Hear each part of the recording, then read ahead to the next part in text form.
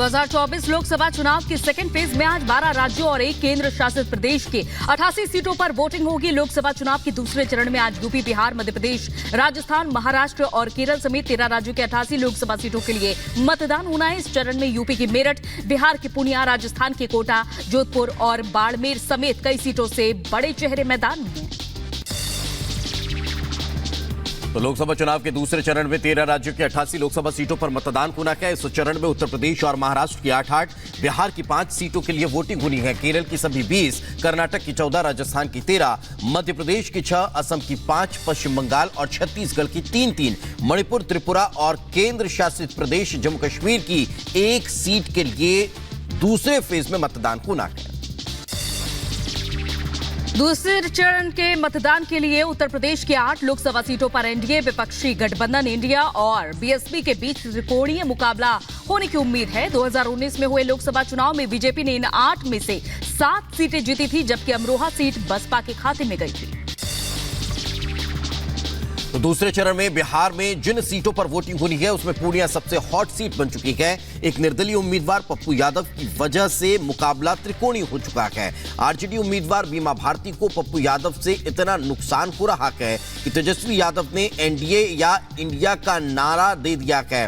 वैसे पप्पू यादव ने पहले आरजेडी से ही चुनाव लड़ने के लिए लालू से मुलाकात भी की थी, फिर अपनी पार्टी का कांग्रेस में विलय कर दिया था। दूसरे फेज के साथ ही देश की 1/3 सीटों पर मतदान संपन्न हो जाएगा, यानी 543 में से 189 सीटों पर उम्मीदवारों की किस्मत ईवीएम में लॉक हो जाएगी। और आज केरल की सभी 20 सीटों पर एक साथ वोट डाले जाएंगे। इसके अलावा राजस्थान की बाकी बची 13 सीटों पर भी वोटिंग होगी।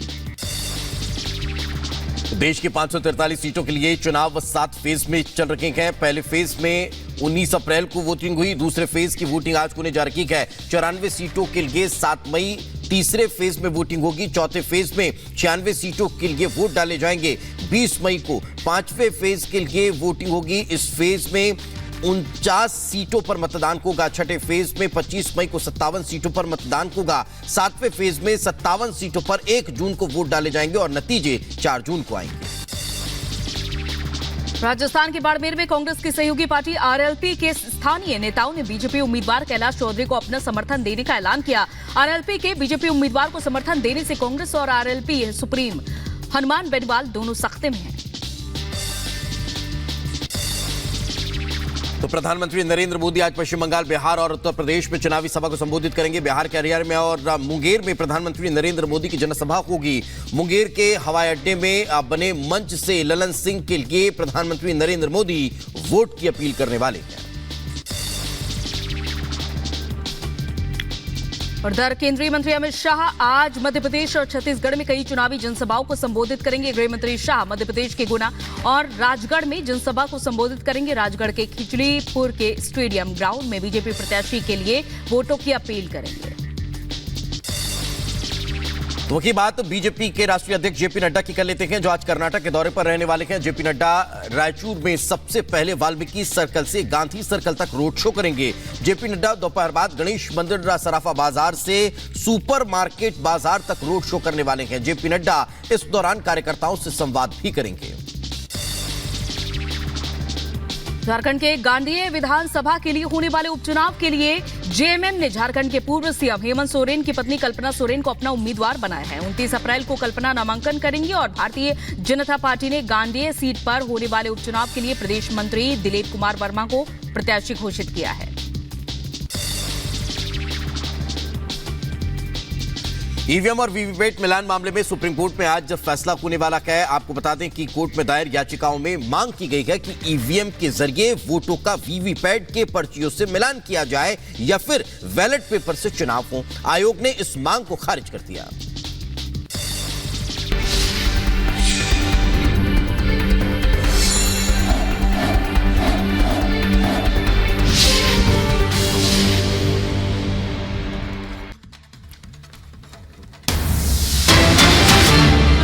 चुनाव के दूसरे चरण का मतदान आज शुरू होने वाला है। 13 राज्यों की 88 सीटों पर आज वोटिंग होगी। चुनाव में दांव पर लगी है कई दिग्गजों की प्रतिष्ठा और 7 बजे से शाम 6 बजे तक मतदान होगा, जहां 16 करोड़ मतदाता भाग्य का फैसला करेंगे। तो कई दिग्गजों की किस्मत आज दांव पर लगी है और बस अब कुछ ही मिनट बाकी है जब वोटिंग शुरू हो जाएगी 7 बजे से। और हमारे सहयोगी हमारे साथ लगातार जुड़े हुए हैं और अनामिका सिंह का रुख कर लेते हैं जो कि अमरावती से हमारे साथ जुड़ी हुई है। अनामिका, वहां पर कैसी तैयारी? बस कुछ ही मिनट बाकी है मतदान की प्रक्रिया शुरू होने में। और देखिए तैयारियां यहाँ पर पूरी है, लेकिन इस बार अमरावती के लोगों के सामने 2 चुनौती बनने वाली है। पहले तो मौसम खराब था, तापमान बहुत ज्यादा था, गर्मी बहुत ज्यादा थी, लेकिन आज मौसम खराब हो गया, आज बारिश हो रही है। लिहाजा बारिश लोगों के लिए चुनौती बनने वाली है। जो लोग वोटिंग के लिए सुबह सुबह कोशिश कर रहे होंगे, बाहर बारिश हो रही है, लिहाजा हमें भी शेड में आना पड़ा है। और आज दिन भर कुछ ऐसा ही आकलन है मौसम विभाग का, जब अमरावती में रुक रुक के बारिश होती रहेगी, यानी कि लोगों के सामने आज दोहरी चुनौती होगी। दूसरी बड़ी बात यहाँ पर यह कि देखिए मेरी मौजूदगी नवनीत राणा के घर के बाहर ही है और कुछ देर के बाद नवनीत राणा यहाँ से निकलने वाली है, मंदिर दर्शन करने वाली है, इसके बाद वोट कास्ट करने के लिए जाएंगी, इसके बाद पूरी लोकसभा सीट के अंतर्गत आने वाले इलाकों में जाएंगी लोगों से बात करने के लिए और लोगों से अपील करने के लिए कि लोग ज्यादा से ज्यादा घर से बाहर निकले और अपने मताधिकार का प्रयोग करें। बड़ी बात यहां पर देखिए ये भी कि जिस तरीके से अगर महाराष्ट्र की लड़ाई की बात की जाए तो अमरावती सीट हमेशा से ही हॉट सीट मानी गई है। हालांकि नवनीत राणा पिछली बार इस सीट से निर्दलीय चुनाव जीती थी, लेकिन इस बार उनका मुकाबला कांग्रेस के बलवंत वानखेड़े से होने वाला है। सीधा टक्कर यहाँ पे दिखाई दे रहा है बलवंत वानखेड़े और नवनीत राणा के बीच में। हालांकि नवनीत राणा इस सीट से ज्यादा भारी इसलिए दिखाई देती है क्योंकि वो इस सीट से निर्दलीय रह चुकी हैं, जनता के बीच में ऑलरेडी है, उनकी पकड़ ज्यादा मजबूत है और चूंकि 18 लाख वोटरों की लोकसभा सीट है, लिहाजा जो कास्ट फैक्टर की अगर बात की जाए तो वो भी नवनीत राणा के पक्ष में जाता हुआ दिखाई देता है। एससी के लिए सीट आरक्षित रखी गई है और अगर एससी वोटर्स की बात की जाए तो वहीं यहाँ पे प्रत्याशी के भाग्य का फैसला भी करते हैं, यानी कि जो एससी वोटर्स है वो एक बार फिर से आज प्रत्याशी के भाग्य का फैसला करेंगे। हालांकि इस बार जो कांग्रेस की बलवंत वानखेड़े हैं वो भी तमाम सरकार की योजनाएं गिनवाते हुए कांग्रेस के मैनिफेस्टो की याद दिला रहे हैं, कांग्रेस के मैनिफेस्टो की बात कर रहे हैं और रोजगार की गारंटी का दावा यहां पे उनकी ओर से किया जा रहा है। लिहाजा यहां पे जो मुकाबला है वो सीधा दिखाई देता है। सीधे रुक करते हैं प्रियंका जो जुड़ गए हमारे साथ जोधपुर से। प्रियंका, आपके पास आते हुए सवाल दरअसल ये कि क्या माहौल देख पा रही है अपने पास आप, और वोटिंग शुरू होने में कुछ वक्त ही रह गया है, मौसम कैसा है वहां का? बिल्कुल, देखिए मौसम अभी बहुत अच्छा है, लेकिन धीरे धीरे तापमान बढ़ेगा, धूप होगी। 7 बजे से यहाँ पर वोटिंग की प्रक्रिया शुरू हो जाएगी। मैं आपको तैयारियों का एक बार यहाँ जायजा करा देती हूँ। देखिए यहाँ पर शेड लगा दिया गया है ताकि अगर लगातार यहाँ पर वोटर्स की संख्या बढ़े तो उन्हें धूप में परेशान ना होना पड़े, वो आराम से छांव में खड़े होकर अपनी बारी का इंतजार करें। इसके अलावा देखिए हम कहेंगे थोड़ा सा इरफान को कि थोड़ा नजदीक आने की कोशिश करें। हम देखिए यहाँ पर दिखा रहे हैं सुरक्षा कर्मियों का भी जबरदस्त पहरा है। इसके अलावा लगातार तैयारी हो रही है, पानी का इंतजाम है ताकि लोगों को गर्मी परेशान ना करे, वो आराम से पानी पी सके। रैंप तैयार है, इसके अलावा व्हीलचेयर्स की यहाँ पर सुविधा है ताकि अगर कोई भी दिव्यांग व्यक्ति आए तो वो भी मतदान करने के लिए सही तरीके से पहुंच सके। तो 7 बजे का समय है। 7:30 बजे जोधपुर से बीजेपी के प्रत्याशी गजेंद्र सिंह शेखावत यहाँ पर मतदान करने के लिए पहुंचेंगे। आपको बता दी जो टक्कर है सीधे राजपूत वर्सेस राजपूत है, क्योंकि कांग्रेस का भी राजपूत प्रत्याशी है। इसके अलावा यहाँ पर जो है देखिए अगर ब्लू सिटी और सन सिटी की हम बात करें तो गर्मी बहुत ज्यादा होती है। पिछली बार फर्स्ट फेज में जयपुर में जब चुनाव हो रहे थे तो वोट परसेंटेज 5% लगभग कम था, लेकिन इस बार अपील की गई है और चुनाव आयोग के पास जा रहे सीधे मध्य प्रदेश का रुख कर लेते सत्यविजय के पास। सत्यविजय, 7 बजने में कुछ ही वक्त बचा हुआ है, यानी कि वोटिंग शुरू हो जाएगी कुछ देर में। अपने आसपास कैसा माहौल देख रहे हैं आप? और चूंकि टेम्परेचर एक बड़ा मुद्दा इस बार वोटिंग को लेकर बना हुआ है, क्या लगता है मध्य प्रदेश के आंकड़ों को देखते हुए इस बार की जो वोटिंग है वो पिछली बार के मुकाबले कुछ बेहतर हो पाएगी? सत्यविजय या बिल्कुल, देखिए मैं मध्य प्रदेश के खजुराहो में हूँ।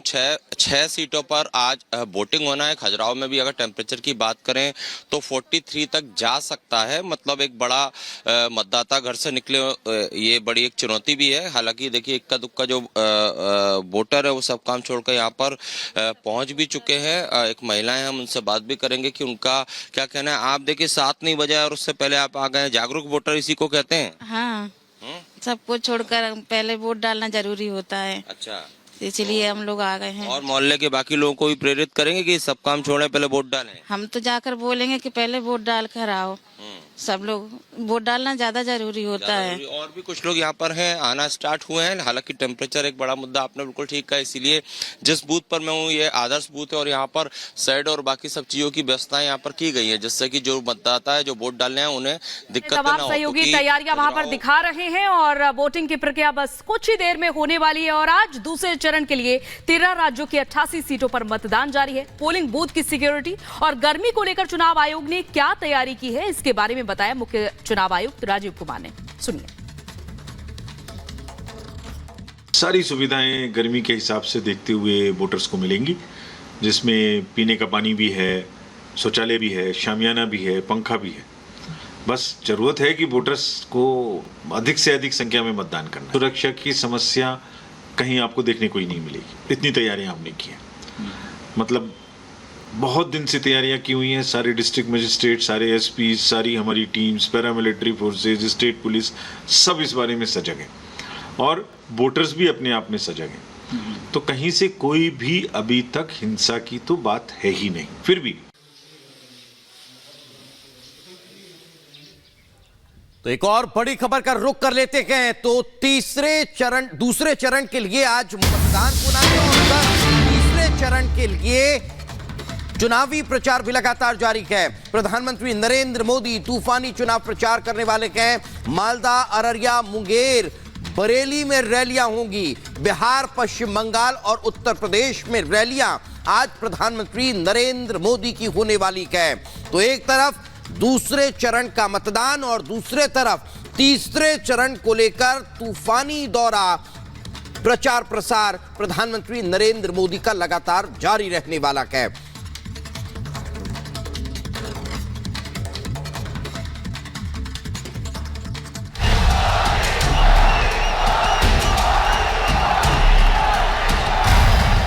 कांग्रेस की लूट जिंदगी के साथ भी और जिंदगी के बाद भी मोदी 56 इंच का सीना तान करके खड़ा हो गया है। वार पलटवार, जंग जोरदार,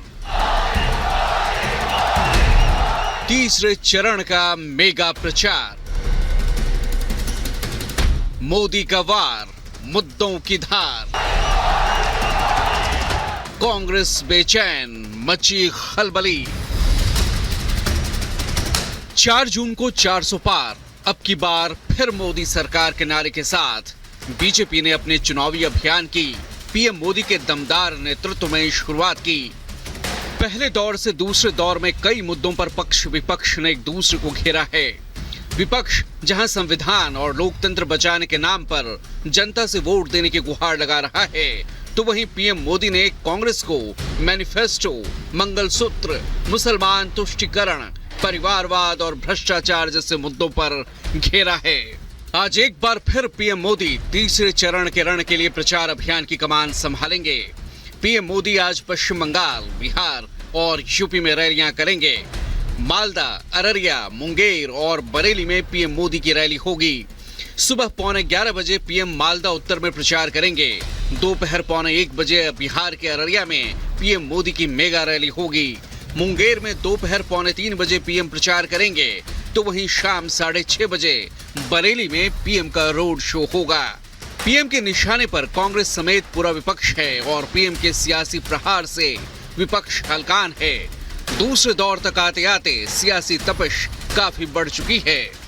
कांग्रेस पूरे देश में आरक्षण का कर्नाटका मॉडल लागू करना चाहती है। अब आपको मालूम है एक कर्नाटका मॉडल क्या है? एससी, एसटी, ओबीसी और सामान्य वर्ग के गरीब।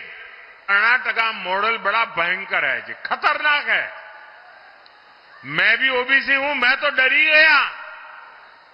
अगर मैं डर गया तो आपका क्या हुआ होगा? धार्मिक आधार पर आरक्षण और वोट बैंक के लिए तुष्टीकरण की राजनीति करने वाली कांग्रेस का हिडन एजेंडा बेनकाब हो चुका है। अपने ही चुनावी चक्रव्यूह में कांग्रेस बुरी तरह फंसती जा रही है। ये कह रहे हैं कि कांग्रेस हर देशवासी की संपत्ति की एक्सरे जांच करवाएगी। कितने गहने हैं, माताओं बहनों का मंगलसूत्र कितने सोने का है, आपने जो गाड़ी कमाई से इकट्ठा किया है